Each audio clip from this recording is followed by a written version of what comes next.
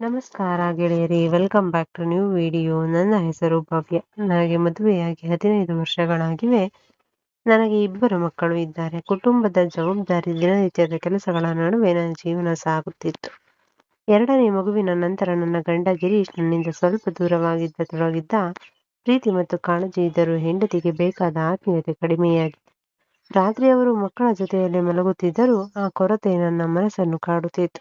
ಆ ಖಾಲಿತನ ನನ್ನೊಳಗೆ ಮೌನವಾಗಿ ಬೆಳೆಯುತ್ತಿತ್ತು. ಯಾರಿಗೂ ಹೇಳಲಾರದ ಬೇಜಾರು, ಒಂಟಿತನ ನನ್ನ ದಿನಚರಿ ಭಾರವಾಗಿತ್ತು.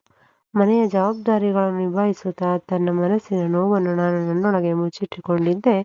ಒಂದು ದಿನ ಹಾಲು ಹಾಕುವ ಕುಮಾರ ಬೆಳಗ್ಗೆ ಬರಲಿಲ್ಲ. ಅದರಿಂದ ಗಿರೀಶ್ ಅಂಗಡಿಯಿಂದ ಹಾಲು ತಂದು ಕೊಟ್ಟರು. ದಿನ ಎಂದಿನಂತೆ ಸಾಗಿತ್ತು. ಮಕ್ಕಳನ್ನು ಶಾಲೆಗೆ, ಗಂಡನನ್ನು ಕೆಲಸಕ್ಕೆ ಕಳುಹಿಸಿ ನಾನು ಮನೆಯೊಳಗೆ ತೊಡಗಿದ್ದೆ. ಮಧ್ಯಾಹ್ನ ಕುಮಾರ ಮನೆಗೆ ಬಂದು ಕ್ಷಮೆ ಕೇಳಿದ.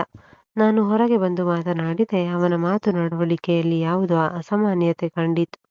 ಅದನ್ನು ಅಷ್ಟಾಗಿ ಗಮನಿಸದೆ ನಾನು ಒಳಗೆ ಹೋದರೂ ಆ ಕ್ಷಣ ಮನಸ್ಸಿನಲ್ಲಿ ಉಳಿಯಿತು.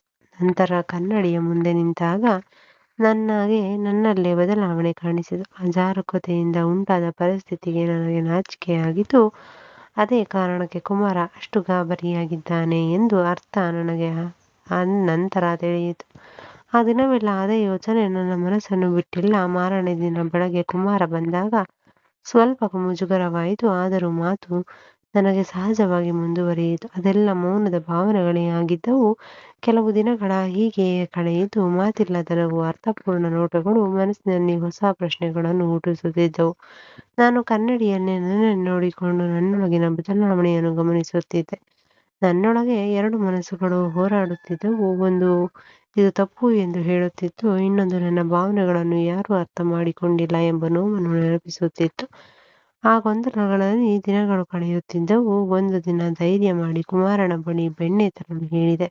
ಅವನು ಒಪ್ಪಿಕೊಂಡನು. ಮಧ್ಯಾಹ್ನ ಸಮಯ ಆಯ್ಕೆ ಮಾಡಿಕೊಂಡೆ, ಏಕೆಂದರೆ ಆ ಸಮಯದಲ್ಲಿ ಮನೆ ಖಾಲಿಯಾಗಿರುತ್ತದೆ ಎಂಬುದು ನನಗೆ ಗೊತ್ತಿತ್ತು. ಆದರೆ ಆ ದಿನ ಅವನು ನನ್ನ ಹೆಂಡತಿಯೊಂದಿಗೆ ಬಂದ. ನನಗೆ ತುಂಬಾ ನಿರಾಸೆಯಾಗಿತ್ತು. ಆ ನಿರೀಕ್ಷೆ ಮಣ್ಣಾಗಿತ್ತು. ಆದರೂ ಹೊರಗೆ ತೋರಿಸದೆ ನಗುತ್ತಲೇ ಮಾತನಾಡಿದೆ. ಕುಮಾರನ ಮುಖದಲ್ಲೂ ಬೇಜಾರಿನ ಛಾಯೆ ಸ್ಪಷ್ಟವಾಗಿತ್ತು.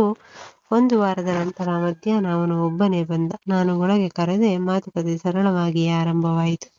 ಕಾಫಿ ಕೊಟ್ಟೆ. ಆ ಕ್ಷಣದಲ್ಲಿ ನಮ್ಮಿಬ್ಬರ ಮನಸ್ಸಿನಿಂದ ಮಾತುಗಳು ಮೌನವಾಗಿ ಹೊರಬಂದವು.